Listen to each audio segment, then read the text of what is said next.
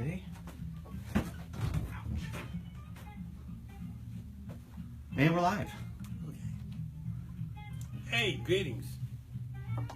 Welcome to our little conversation we'll have here about the music and entertainment business and why it could be important for you and how you can make money with it. We're talking about our music and entertainment business program that we have online, the Halsey Institute, and the different and various programs that we have on that with all of the interesting and fantastic instructors, friends, and mentors that have come on to help us talk you into success through learning the most that you can learn about the music business. So, looks like people are already starting to log in here. And why us? Well, I've been a manager, an agent, an impresario, a promoter all my life. For 65 years, I've managed the Oak Ridge Boys for 42 years and Roy Clark since 1959. So, and during all of this time, we built a very large agency and we represented a lot of the great people in the business. Not just country music, but people like Mr. James Brown and great jazz band leader Woody Herman, Rick Nelson, and Roy Orbison. Roy Orbison, hey, this is kind of our hangout in here in the office in Tulsa. And any of you are welcome to come visit us if you're in town. Come by and say hello, and we'll show you around a little bit. But all through the years, I've had so many young people that have come into our office and say, how do I get into this business? What is there in there for me? Where can I learn about it? And eventually, I started doing classes in my offices in both Tulsa and Nashville. Tuesday and Thursday nights, I would have in the conference room like we're talking today, and I would have young people come in and we'd explain all the nuances about the business. Because it is a business. It's a lot of fun, and you think it's not just about the big star being out there on stage with the microphone and thousands of people yelling and cheering and screaming. It's a business that needs design and intelligence and planning and programming. Well, hey, we already got a question. Okay. E. Don Harp wants to know, how does a new artist with some talent go about getting the Halsey agency to represent them? Well, thank you, Don. But it's more than getting the Halsey agency to represent you. It's to find somebody that's capable to represent you. And part of what we talk about in our classes is how to be discovered. And it all boils down to you and your music, your band, your songs. First of all, and I said the last time, you've got to be seen and heard by somebody that can do something for you.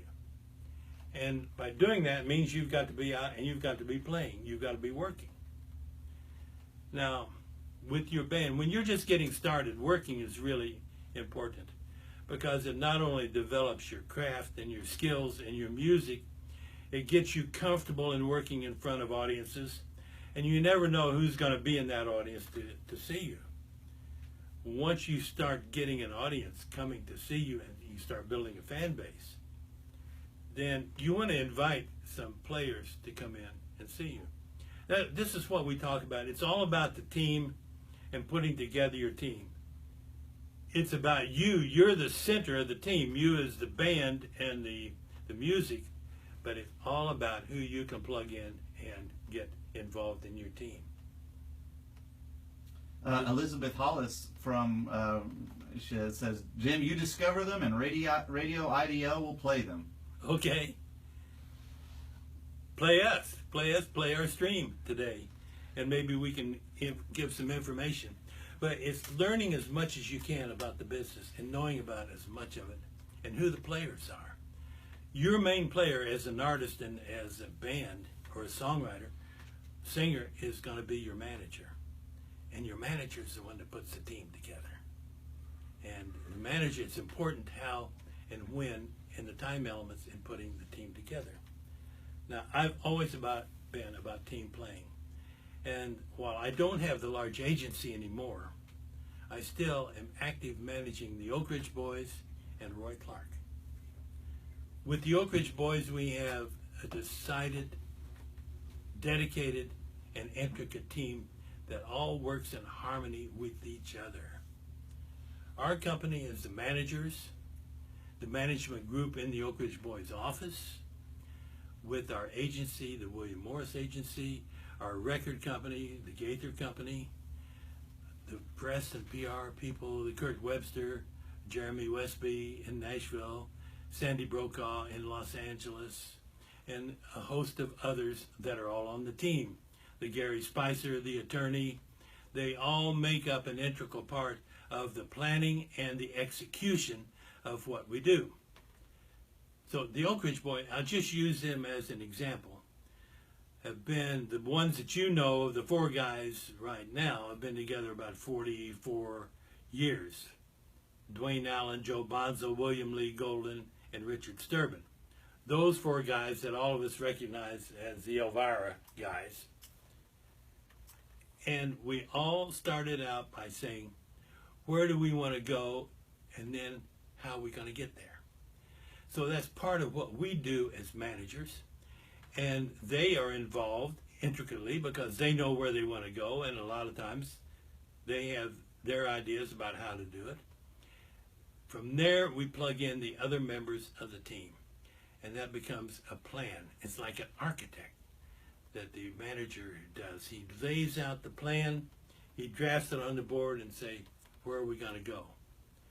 When we first started as a management team with the Oak Ridge Boys 42 years ago, we had some intricate things to figure out and how to do it.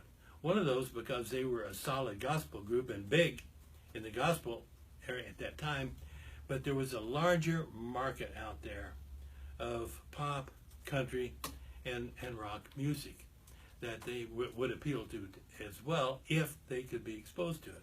So we laid out our plan on how to do that. Originally, we laid out a 5-year plan. And I talked about this the last time. I used to lay out 5-year plans. But anymore, things happen so rapidly, you got to have less than that. You got to have a 1-year or 2-year plan, and then you can go from there. But we have had a plan all along. Nothing just happens. This is why the Oak Ridge Boys still today are playing important venues, important dates, coast to coast, and sometimes internationally. And we have a minimum of 150-day concerts a year. Well, we can use them as the drawing board for your band or your group and how you want to do it.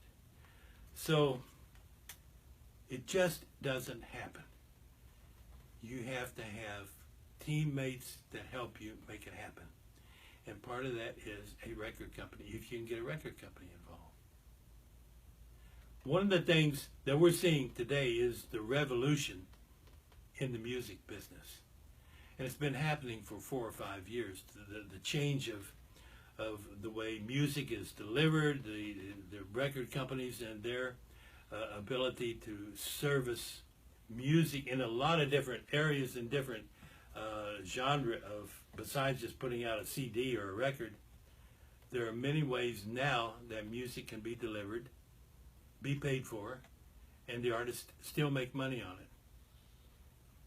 We look, and I think the Oak Ridge Boys can be as good an example as anybody, but you take even the biggest stars in the business that are playing the biggest arenas in the business, that's still where the money is. It comes from your personal appearances.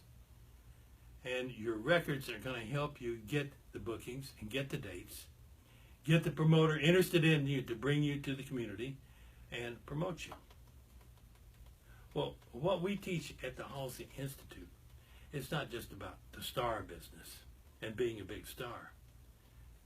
There is viable music business in every community in America. And you don't have to go out and travel.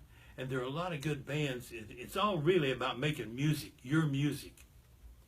and your performance. And if you can do that within your community, you don't have to leave it.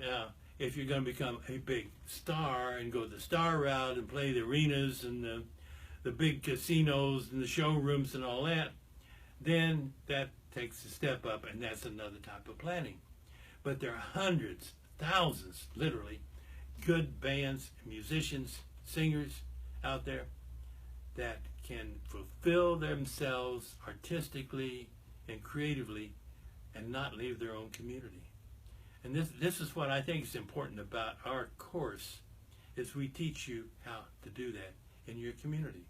Whether it's Tulsa, Oklahoma, where we live, or Nashville, or Austin, or Albuquerque, or Phoenix, or Denver, or Cleveland, or any place else. There's a music scene in every community, and you need to be a part of it if you want to get creatively satisfied, and also in a lot of cases you can become financially rewarded. Ready for a couple questions? Yes. Mavis Miller Schumacher would like to know, what do you advise for established entertainers that can't get played on the radio or stay on radio? Well, you still need to be seen and heard, and you can stream it yourself on through your own facilities in your own Facebook, to where you can tell people to listen to you. Here's where we are. Go out and play some major places in your community, and by major places I mean there's got to be maybe a community festival or some public appearance that you can get and where people can hear your music. I know a lot of bands that don't get any radio play at all, but yet they sell a lot of music, either by through downloads, but through selling their own CDs at their own gigs, and their music gets out there. Now, if your music is good, you don't know where it's going to go. It might be picked up by somebody, and there might be an entertainment agent or a buyer for clubs that hear you and take you. If it's great, this is what's really important. You're going to get some national attention sooner or later, and you just have to keep trying. Do you go to conventions? Do you go to workshops? And I know there are a lot of workshops that go on. BMI has them, ASCAP have them, a number of organizations, the big one, South by Southwest in Austin, Texas, every spring. CMA Fest in Nashville in the summertime. Go down there and have a pocket full of CDs or flash sticks or something, have your music on it, and get it out there. It all boils down to you being seen and heard somewhere by somebody that can do something for you. Floyd Lee Pate would like to know, what is one of the toughest lessons you had to learn in the business? Well, rejection. I think that's something in any way of life, as people turning you down when you know you're good and you know that you have just exactly what is needed, and somebody said, not for me, that we can't sell it. And you know that's periodically happening all the time. And somebody might not like your music right now, and 6 months from now, that may be the kind of music that people are looking for. So you have to say, you know, it's not personal. It's not saying, you know, I don't like your looks, I don't like the way you dress, or, you know, that's personal. That's different. But when they say they don't like your art, sometimes that hurts more than them saying that they don't like your looks. Because that art, your song, that's coming from your heart and soul. And if somebody says, I don't like that, that's really killing sometimes. And I know that I overcame rejection by understanding that it wasn't personal, and I would keep going back and back and back. Now that's the salesman in me.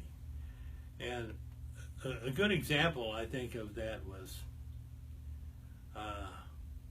in working on dates in Las Vegas. I wanted to get major country music artists in the main showrooms in Las Vegas, on the Las Vegas Strip, and they'd never had them before. And there was one man out there that controlled 6 of the major hotels. His name was Walter Kane. He represented Howard Hughes in the 6 hotels that he had. The Frontier, the Sands, the Desert Inn. And I would go because I wanted to get country music on the street. I'd never been on there before. And they had all the big pop stars that would come in and play in the main showrooms, but never country.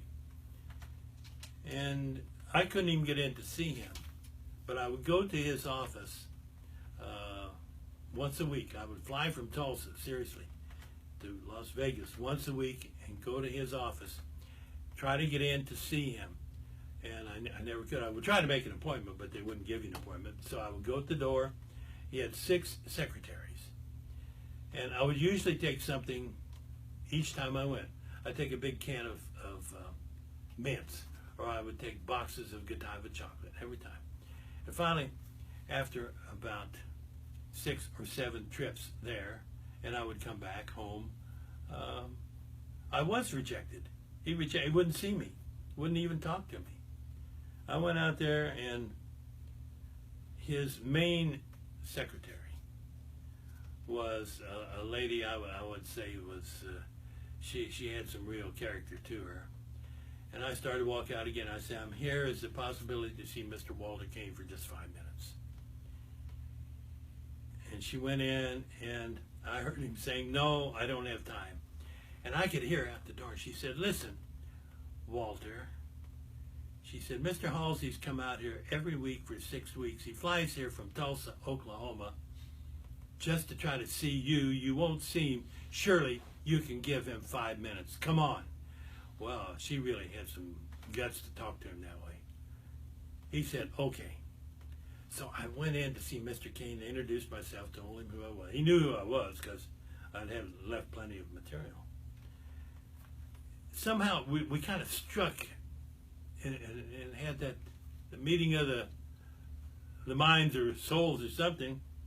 And he listened to my pitch about me talking about my major acts, Roy Clark, Tammy Wynette, Mel Tillis, could do good in the main showrooms, as well as the Frank Sinatras of the world, which he played. And he listened to me. And he said, I don't think so. But he said, I have another hotel. It was called the Landmark Hotel. It was about 2 blocks off the strip, but it's still a major hotel, and they played reviews in there. He said, I've just gotten a cancellation. Next week, I had a 3-week show booked in there, and they canceled it. I said, can you fill that date? I had no idea what I could put together and make available and make that work. But I said, here was my opportunity. Now, that's one of the things that I teach in my classes anyway, that we all have opportunities all the time. Every day we have an opportunity to do something. And a lot of them just go by because we don't recognize them as opportunities. You've got to learn to recognize a good opportunity. And this was it. So I couldn't. I've been coming there 6 weeks. I wasn't about to say, no, I can't help you. I said, yes, sir. We'll put together a good production show, and we'll run it for 3 weeks. So that's exactly what we did. I got out of there.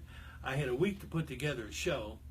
And so I had to figure out what we could put in there that would work, that would draw some people. And one of the artists that I represented at that time was Leroy Van Dyke. And Leroy then, and still does, has a great show. So I called Leroy and said, we got an opportunity 3 weeks. We're going to have to move some dates around and change them. Can we do it? And he said, yes. And we put together a package show. We put a comedian on it. We put 3 girls singing. We put an instrumentalist, a banjo player, and we put together a little production show, and we called it Country Music USA. Well, the rest of the story is, as Paul Harvey used to say, we went in there, and opening night, that place was jam-packed and full, and people yelling and screaming and throwing babies in the air and all that stuff. They hadn't seen that type of good country music in Las Vegas ever. They loved it. And the result is we played that show stayed there for 2 years until they sold the hotel. So we changed it every 2 weeks or every 3 weeks. We still couldn't get on the strip. He wouldn't let us do that. So I still had that rejection. Roy Clark was one of our main artists at that time. And Roy had already been on Hee Haw and was a big star. and there was no place in Las Vegas for him to play. I couldn't play him downtown because those venues were not big enough, and none of the major hotels on the Strip would play him. So I'm sitting there with Mr. Kane. One night we had Roy Clark in the Landmark Hotel, and he did 2 shows a night, and every show, of course, was sold out and jam-packed, and we were sold out for 2 weeks that we're in there. And Mr. Kane had a red telephone on his desk, and that either was Howard Hughes calling or it was some problem. We're sitting there having dinner right now. He gets his phone call on that red phone, and he turned ashen white. He said, "Oh, man, what do we do?" Well, it turned out that Robert Goulet, who was opening at the Frontier Hotel, one of the major showrooms on the whole Las Vegas Strip, had become ill and was not going to open. They'd already served everybody their dinner, and they had no show to put on. So the shows were staggered in Las Vegas at the time. Maybe the Frontier would, their show would open an hour after the Landmark, so you could, if you were a customer, you could go see 2 or 3 shows a night. So he's sitting there, and he said, "I don't know what we'll do. We'll just have to give everybody their comp at their dinner, and not charge them, and we got no show, and this is going to go on for 2 or 3 days." And so I said, "Why don't we take Roy Clark over there? It's 2 blocks away." He said, "Well," he said, "I don't know whether country music." I said, "Roy Clark is universal. He appeals to everybody. The same people that are over there, the same people that come to see him in Wichita and Albuquerque and Denver and every place else. What do you have to lose? You'll save your dinner." He said, "How we do it?" I said, "You get the limo backstage. When Roy gets off, we'll just load him in that limo with his guitar and amp and take him to the Landmark Hotel. They've got a band there. They can vamp it, and he'll put on a show." And that's exactly what happened. And that's the day that the Strip changed and opened up the country music forever from then on. So Roy went over there. He got off stage. He didn't know what was going on. We just took him by on either side of the arm and said, "Come on, you're going with us." Put him in the limo. His band leader got his guitar and amp, and we went 2 blocks away, unloaded him. By the time we left the Landmark, to the time we got to the Frontier Hotel, we explained the story to him. He goes on and opens up with Kansas City, and he does the Malagueñas. He does the Under the Double Eagle. He razzle-dazzles everybody, and people yelling and screaming and standing ovations, and he ends it with Malagueña, which is, if anybody has ever seen him play Malagueña on the 12-string guitar, they know it's a masterpiece. That was the opening of country music on the Strip. And we segued from the Landmark then to all the other Howard Hughes hotels, the Sands, the Desert Inn, the Frontier, the Landmark, to where our company was able to open up Las Vegas Strip to country music for the first time. And Roy Clark was the very first one. Now, since then, we have played all of our artists on there. Reba McEntire, the Judds, the Oak Ridge Boys, of course, became perennial favorites in Las Vegas. Freddie Fender, Don Williams, Minnie Pearl. We were able, actually, I don't know why they didn't buy from anybody else, but we were the only agency for years that put artists on the major Strip in Las Vegas because they trusted our ability to present the very best, and we did, and it became successful. So if I had accepted that rejection in the very first time or two that I went to see Walter Kane in his office and headed back to Tulsa with my tail beneath my legs and all that and downtrodden and that, I would have never gone back persistently and stayed with it until I finally made the sale. So that's the same way with you and whether they come out. And maybe if you're a singer or a band or something, maybe what you're doing is not just right for that audience that you're playing for. But if you believe in yourself, if you believe in your music, you're going to find that right combination in that right audience that likes you, and you become successful. Sometimes it has to do with timing too. Maybe the timing is just not right for what you're doing. So if you take rejection, say, it's not for me, I'm going to get out of the business. If you believe in yourself and you believe in your music, don't give up. Stay with it. Well, hey, we got some good guests here with us. Steve Ripley's in the house. Steve Ripley. Jennifer Rogers Echeverry's here. All right. Well, Jennifer saw the Oak Ridge Boys Sunday in Las Vegas with the Beach Boys. And they all had a good time, and we have pictures to prove it. So thanks, Jennifer, for bringing your crew out. I know the Oak Ridge Boys and my daughter Chrissy really enjoyed seeing you there and having a good time. And Steve Ripley was, I think, one of my discoveries. I'll take credit for that, because Steve Ripley is one of the most talented young players, guitar players, musicians I've ever known. And he worked with our company for a long time, back when he was a teenager practically. And we convinced Steve that he would be a great producer. Or maybe he convinced us that. But one or the other, he did become a great producer. And he produced the Johnny Lee Wills Western Swing album of all time called Reunion. And we're going to re-release that, I think, this fall on Tulsa Records, because everybody says that's one of the greatest Western Swing albums ever produced. And Steve Ripley put it all together. Then he also did Roy Clark and Gay Mouth Brown, which is a masterpiece too. But he formed a group called the Tractors, and they sold millions of records. But he's a real creative, innovative guy. And he lives here.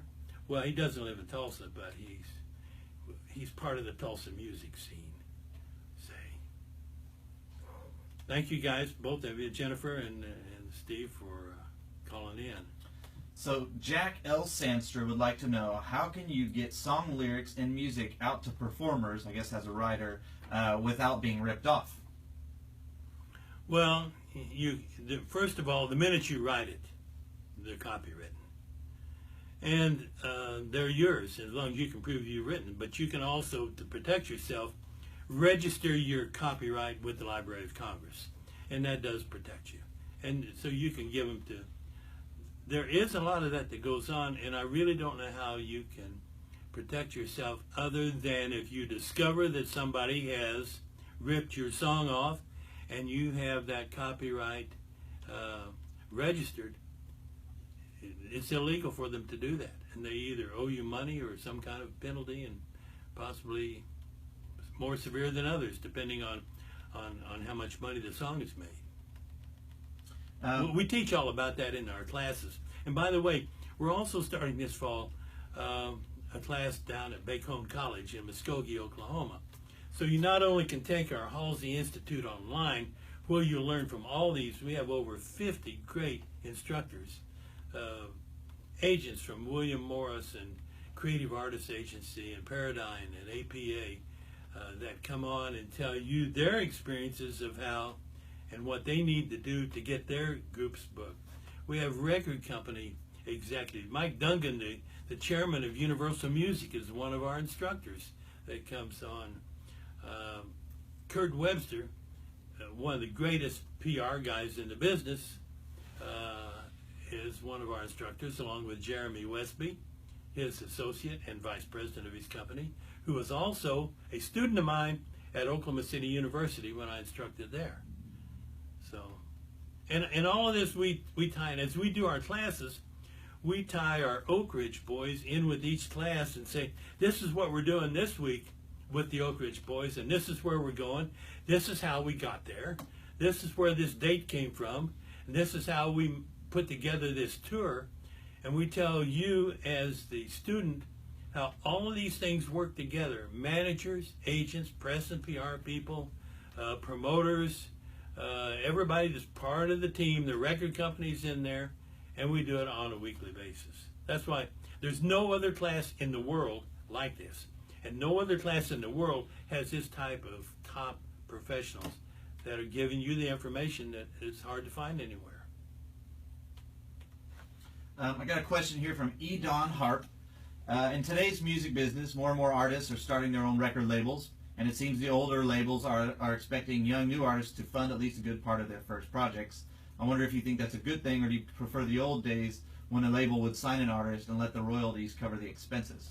Well, that's great, but it's also wishful thinking that the royalties cover the expenses anymore, because it is so expensive to record, promote, advertise, and market a project, that the record labels are looking for the young creative artists that will have a long time period in their recording and writing career. And a lot of what we talk about in our classes is a new thing that's come about now called the 360 deal with the record company. And that's why, if you are great and you do write these songs and you do have a lot of potential, maybe you can get a deal with a record company, but they're going to come back to you and say, okay, we want a piece of your booking, we want a piece of your merchandise, we want a piece of your songwriting, we want a piece of your family, and all that. That's called a 360 deal, and that's pretty prevalent in the music business today. And half of your Chips Ahoy cookies. Right. But the thing is, it costs so much money to operate anymore, that I understand, because there's less sales now. Now, music is going through a revolution. We talk about that, and we try to examine that every day and see in our classes. And we'll do that particularly at Bacone, where we have, in the bricks and mortar, we'll have a once-a-week class where you can actually come and sit down and take a class for credit. And if you're going to college, you can take the other necessary classes to get your degree. But this is why it's all in flux now. And you've got to make money any way that you can. And in the long run, the biggest money I think any artist still makes is when they go on personal appearances. Because nobody is selling the type of CD product. So if it's not CD, it's an online. And if it's online, you're usually not selling a whole album. Instead of buying 12 songs, a lot of consumers will buy 1 or 2 songs from their favorite album. Now, in the long run, maybe there's a lot more music out there being sold and played, because it gives an opportunity to the local people, the guys in Tulsa or Albuquerque or Denver or Salt Lake City, to sell their product in the area. And so there is a lot of music that's being going back and forth, and some of it's being paid for. Some of it the artist gets paid for and they don't. And a lot of those times are changing too. And we discussed all of those elements in our class, because this is what's happening. We're relevant with what's happening in the business today. And there isn't another class in the world like ours with the greatest instructors in the business.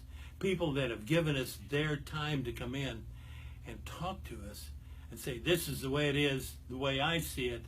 And we have these great agents from William Morris Agency, CAA, Paradigm, APA, and other agencies that say, this is what we're doing and how we're doing it. And you can learn from that.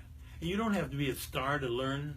It all is the same, and maybe in your local area it boils down to less revenue, but you're still in the music business. And it's about being creative and being creatively satisfied. And if you make money with it, that's great too. Roger Evie or Ivy has a question about the current state of country music now versus real country, and that debate discussion. Well, I'm not even going to get into that, because that's gone on for years and years. And I remember 40 years ago when we were doing a lot of things with the Country Music Association, and Roy Clark played Malagueña on a country music awards show one time, and we got a lot of criticism saying that wasn't country music. Well, music is what you think it is and what you particularly like. I don't have any problem with any kind of music as long as it's good. And there's a lot. I happen to like the traditional type of country music, because that's more or less what I've grown up and liked.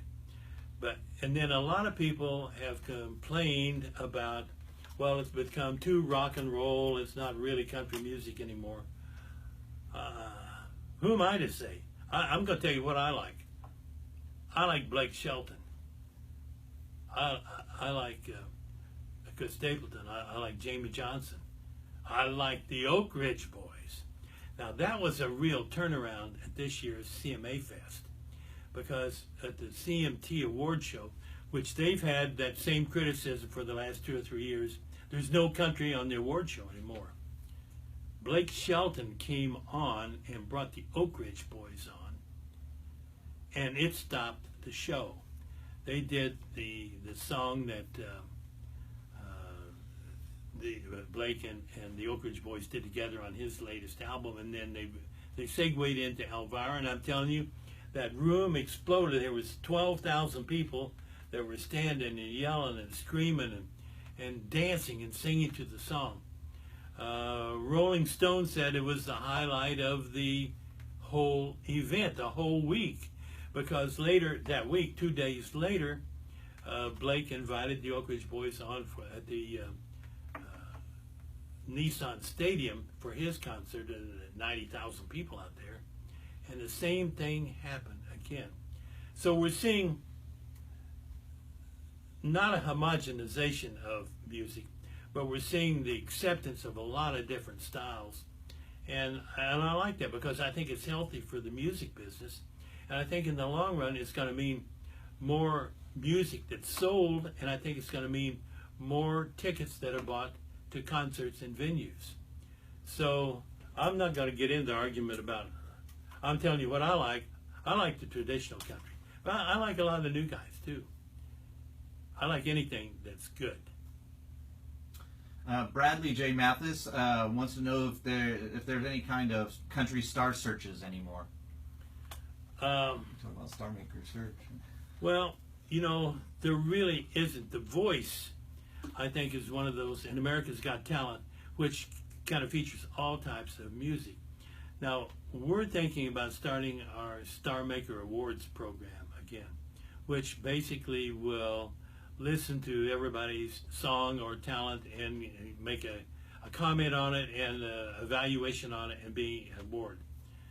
But right now, I'm suggesting that you get as much of your songs out there to publishers, other agency people, somebody that can listen to it, and maybe if it's good, they can do something with it, to record companies.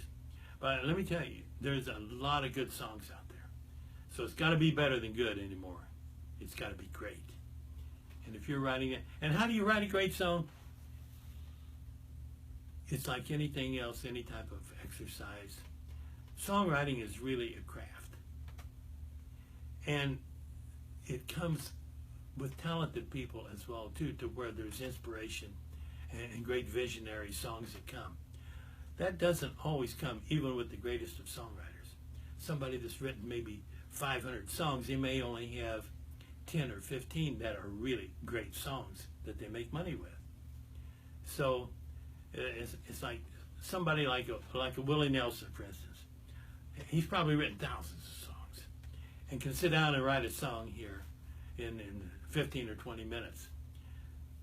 When he gets an inspiration, he can pull out a sheet of paper and write a song in 15 minutes that's inspired, and it can be a hit. Or he can interpret a song. I happen to be a very big fan of Willie Nelson, as we're talking about music.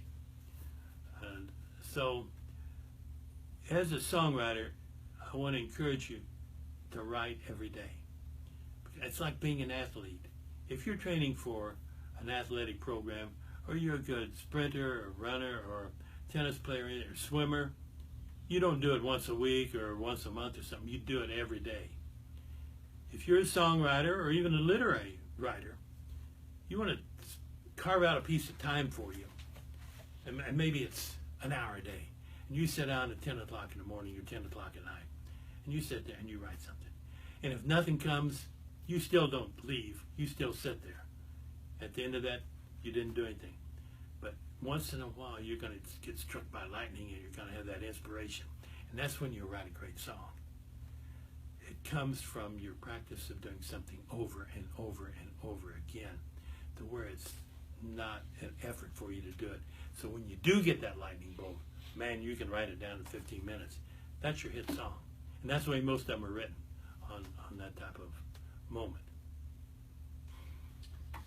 We have a question from Jack Hoskins. A lot of younger and older artists get discouraged not being able to make enough money at venues these days. Any suggestions? Yeah, get a daytime job. That's what a lot of them do. As well, what you're looking for is a way to make a living with your music that might not be there right at this particular time. So if you have a daytime job to where you can still pay the bills, but on the weekend go out and keep your creative juices alive, sooner or later there's going to be a gig that comes along that pays you some money, or you're going to have somebody call you and want you to go on the road with them. Or I get this question all the time, say, well, you know, this city, my city, really doesn't have a music scene. You really can't make a living as a musician here. Well, in a lot of cases, that's true in every town. But that doesn't keep you from developing your art and your craft. So when that opportunity does come along, you can take advantage of it and do something with it.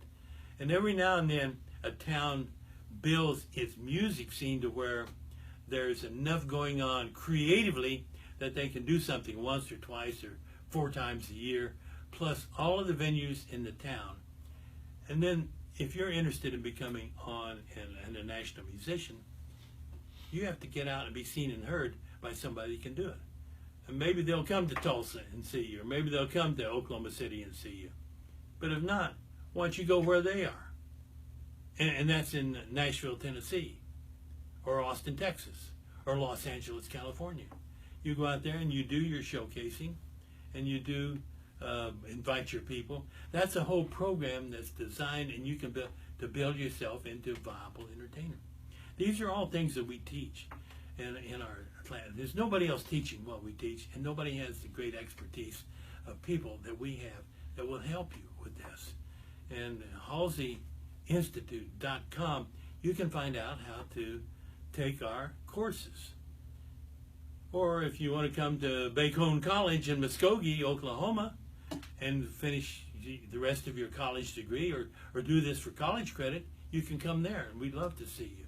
And we do that starting in the fall. We'll do 1 class a week, and that will be with various important, talented, creative, intelligent instructors that will tell you like nobody else will tell you, and nobody else has got that. Well, there's a couple of good questions here that kind of pertain to each other. Dusty Robinson wants to know about artist placement, musicians who are looking for full-time work. What about auditioning for established artists who need pro musicians for touring or studio sessions? Do you have any advice in regard to that? Well, yes, I do have advice in that. And I think if you're looking for that type of music career, that you need to go to a real music center like Nashville, Tennessee, to where there are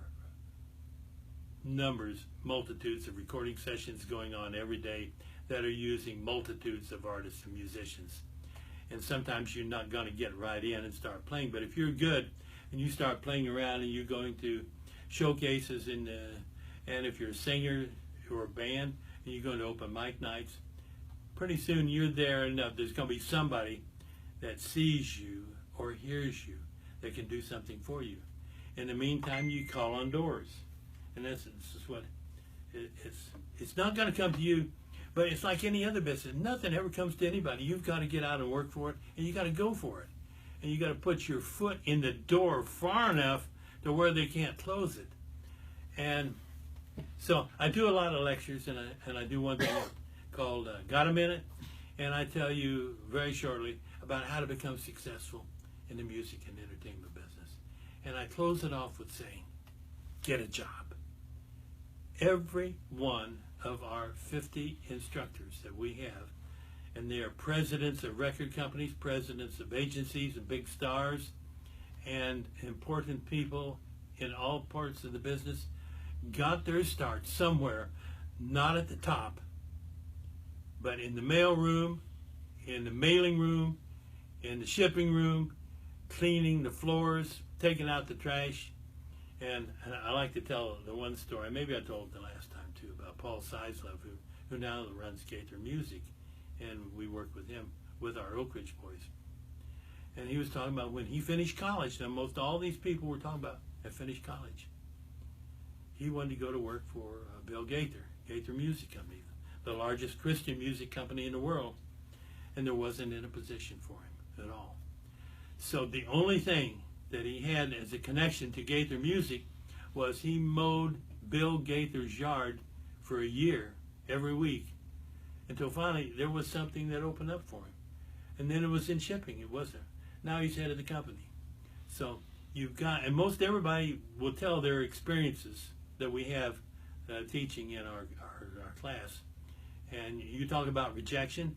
It's not about rejection. It's about not having an opportunity or an opening for you at this time. And you can do it if you're not too waiting on just that job with the office and the desk and the secretary and maybe the car and all that. That ain't going to happen.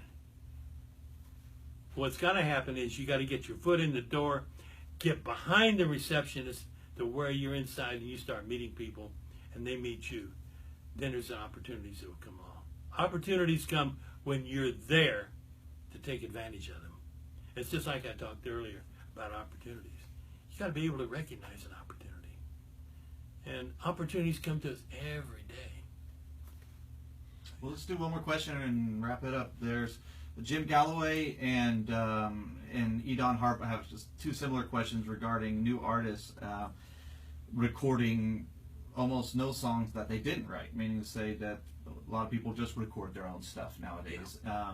And Jim Galloway asked in regards to artists still actively looking for songs from writers through publishing houses. Is that something that's common? Yes, it is, because there's still a lot of activity going on recording, and everybody's recording, and they may not be selling as many CDs as they did 5 years ago or 10 years ago, but there's still a viable music business out there, and it's creative, and it all centers around a good song, or maybe I should say a great song.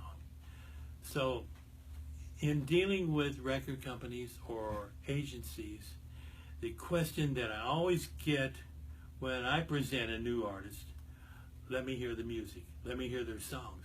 They don't want to hear cover songs. They want to hear the original songs. Now, if you're doing the show, you're going to have to do cover songs. And we'll talk about that a little bit too.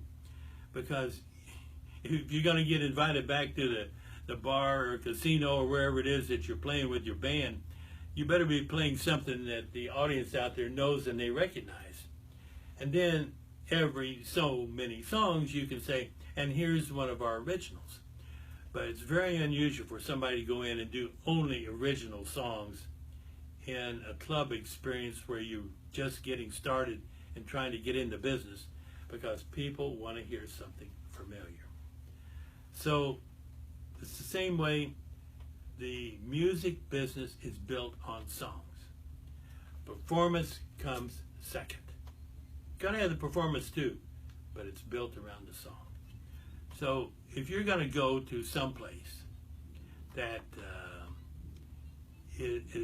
we say is a music and entertainment center like Nashville, that's the first thing they're gonna ask you. Are you writing? Well, you better be writing. If you're not, learn how to write. You can buy books on it. You can take classes on it. There are courses online. Take on writing. It's a craft you can learn. And the more you do it, the better you're going to be. And so, but if you really want to get into business and songwriting, and you're new at it, and nobody knows you, you better go to Nashville, where they're all about songwriting. And go to those open mic nights, go to those lectures and performances, and go to seminars. Learn everything you can, because that's where it's going to happen with you, is in songwriting. With my Oak Ridge boys, and we record a lot of different types of songs, and we usually do themed type albums. We'll do a patriotic album, we'll do a Christmas album, we'll do a gospel album, we'll do a country album, and that. The guys in the Oaks don't write. Some of them co-write with people, but they're so well established that they have the ability to get good songs. So if you're an established artist and you already have a big audience, and people know the Oak Ridge Boys are going to be playing 150 concerts a year, and that's all tabulated out there by ASCAP and BMI, they'll want to get their song